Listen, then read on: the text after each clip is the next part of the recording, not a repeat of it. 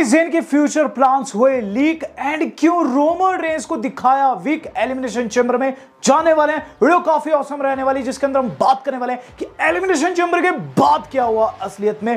तो guys hope करूंगा video को शुरू में कर दीजिएगा the tribal chief Roman Reigns के नाम लाइक, क्योंकि आज ट्राइबल चीफ ने जो चीज कही थी वो करके दिखाई है।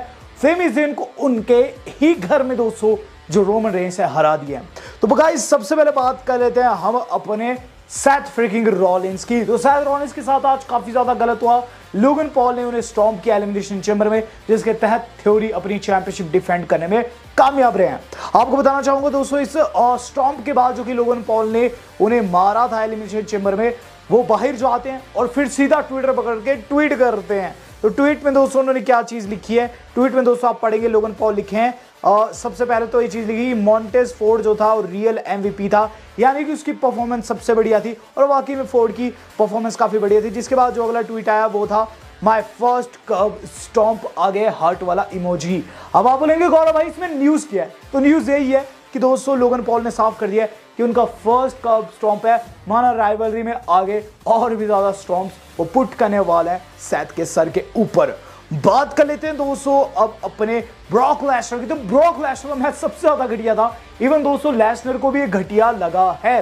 तो गाइस मैच का रिजल्ट क्या रहता है, मैच का रिजल्ट ये रहता है कि वहां दोस्तों लेसनर डीक्यू हो जाते हैं तब जब वो लो ब्लो धर देते हैं लैशली के ऊपर। जिसके बाद दोस्तों रेफरी पर उन्हें गुस्सा भी आता है, रेफरी को भी पीटते हैं लैशली को भी, और वहां से निकल जाते हैं। तो लेसनर को भी दोस्तों इस चीज पर गुस्सा आया है और गाइस इस चीज का गुस्सा दोस्तों उनकी लेटेस्ट रील में हमें दिखाई देता है, जहां दोस्तों डब्ल्यू वालों ने जो रील पुट किए ना इंस्टाग्राम पर, हमें लेसनर जाते हुए नजर आते हैं। रिपोर्टर्स पूछते हैं कि वहां क्या हुआ, लेसनर कहते हैं shit happen sometimes and we can't do anything about it, यानी कि कभी कभी गलतियां हो जाती है, लेकिन लेसनर का जैसा रवैया है वाकई में ही just don't give a damn. उन्हें दोस्तों फर्क नहीं पड़ता है कि मैच का रिजल्ट क्या आया है, लेकिन हाँ दोस्तों लैशली को फर्क पड़ा है। लैशली ने जो ट्वीट किया वो काफी सैवेज है।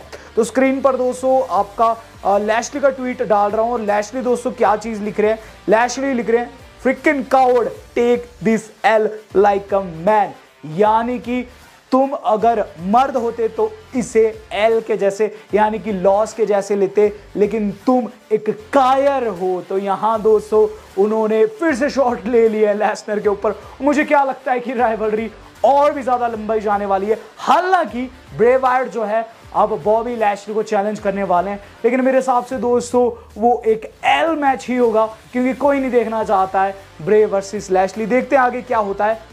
बात कर लेते हैं दोस्तों इससे अगली न्यूज की, जो कि हमारी जुड़ी हुई है दोस्तों एलिमिनेशन चेंबर के हिट होने से।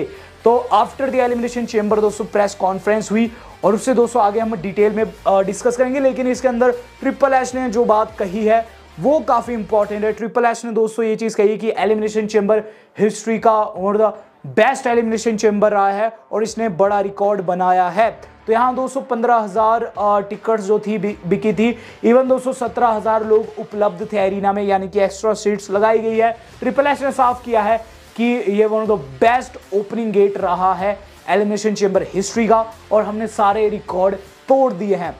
तो वाकई में दोस्तों जैसी क्राउड थी मॉन्ट्रियल कनाडा की, हर एक मैच को दोस्तों क्राउड ने डबल इंटरेस्टिंग बना दिया। एंड इवन दोस्तों भर भर के दोस्तों वहां जो लोग थे वो दिखाई दे रहे थे और बड़े बड़े एक्टर्स, बड़े बड़े दोस्तों कॉम्बैट सुपरस्टार्स जैसे कि जीएसपी भी वहां अवेलेबल थे ऑडियंस में, जिससे साफ पता चलता है कि ये जो मॉन्ट्रियल कनाडा में एलिमिनेशन चैम्बर गई है ये काफी बड़ी गई है। बात कर लेते हैं दोस्तों अब इसी बड़ी एलिमिनेशन चैम्बर के उस कांड की जो कि दोस्तों हम लोगों ने एंड में देखा है। तो गाइस एंड में हम लोगों ने देखा कि सेमी ज़ेन जो थे उन्हें बहुत गंदे तरीके से पीटा जाता है और गाइस इवेंचुअली ओवेंस आकर उन्हें बचाते हैं। जिसके बाद दोस्तों हमें क्या चीज देखने को मिलती है कि सेमी ज़ेन बैक स्टेज आते हैं, जहां दोस्तों उनकी कुछ एक्सक्लूसिव तस्वीरें ली गई है और ये तस्वीरें आपकी स्क्रीन पर रख रहा हूं।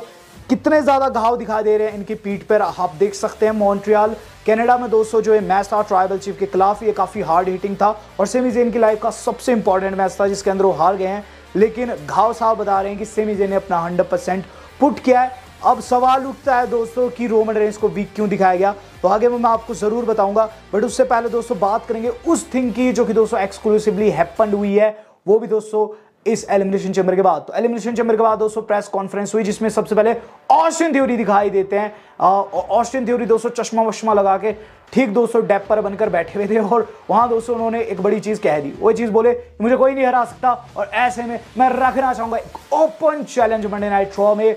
मैं जानता हूं कि कोई भी मेरे जैसा वॉक नहीं कर सकता। Nobody walk like me, nobody talk like me, I am the best and nobody can't beat me. तो यहां दोस्तों उन्होंने ये सारी चीजें कही, जिसके बाद दोस्तों जब बात लगती है सीना की, तो सीना के ऊपर भी दोस्तों शॉट लेते हैं। वही चीज कहते हैं कि सीना जो है उनके लेवल का नहीं है। रही बात सीना की, तो बार बार सीना का नाम ले रहे हैं लोग। और आगे वो क्या चीज कहते हैं, Why does everybody talk about John Cena? Why don't they talk about me? यानी दोस्तों कहीं ना कहीं जलन वाला फैक्टर तो है, लेकिन उन्होंने ओपन चैलेंज यहां रख दिया था, जिसे एज ने एक्सेप्ट भी कर लिया।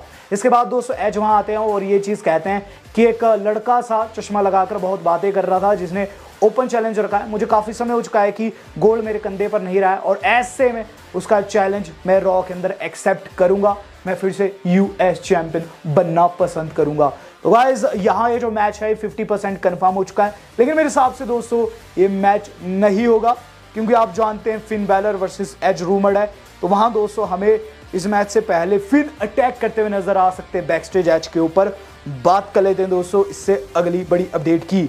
इससे अगली बड़ी अपडेट जुड़ी हुई दोस्तों हमारे एलिमिनेशन चेंबर के मेन इवेंट से। तो guys Roman Reigns versus Sami Zayn ने कुछ ऐसी चीजें क्रिएट की है, कुछ ऐसे छोटे छोटे रिकॉर्ड बनाए जो कि आपके सामने रखनी जरूरी है। तो सबसे पहली thing, no one has been this heavily booed in Montreal since HBK in 2005। तो यहां दोस्तों बताया जा रहा है कि 2005 में HBK को इतनी ज्यादा हेट मिली थी। दूसरी थिंग, फक यू रोमन के नारे लगे हैं, जिससे पता चलता है मॉन्ट्रियल के क्राउड का वजह सेवेज थी। तीसरी थिंग कि जो रेसलिंग है वो आज फिर से रियल फील हुई है, जैसे कि 70 के दशक में दोस्तों इमोशंस रहते थे लोगों के, वैसे ही आज दोस्तों दिखे हैं। और ये चीज दोस्तों WWE के एक पेज यानी कि मिस स्पोर्ट वालों ने शेयर किया है, जिसका मतलब साफ है WWE वाले जानते हैं कि वो क्या कर रहे हैं। बात कर लेते हैं दोस्तों अब सेमी ज़ेन के रिएक्शन की। तो सेमी ज़ेन का क्या रिएक्शन रहा हार पे और क्या उन्होंने दोस्तों किया। तो आफ्टर द एलिमिनेशन चेंबर दोस्तों वो बैकस्टेज गए, जिनकी तस्वीरें मैंने आपको दिखाई है ऑलरेडी। बट उसके बाद दोस्तों सीधे गए प्रेस कॉन्फ्रेंस में। सबसे पहले ट्रिपल एच के गले लगते हैं, जिससे पता चलता है कि ट्रिपल एच उनकी परफॉर्मेंस से खुश है। इसके बाद सेमी ज़ेन कहते हैं कि ब्लड लाइन जो है वो हमेशा के लिए लोगों के दिलों में जिंदा रहने वाली है। हालांकि अब मैं ब्लड लाइन का पार्ट नहीं हूँ, लेकिन जो मूवमेंट हमने क्रिएट किया है वो हमेशा अमर रहेगा। आज से 8 साल बाद, 10 साल बाद। आगे जब उनसे सवाल पूछे गए दोस्तों, तो वो काफ़ी अजीबोगरीब से सवाल थे।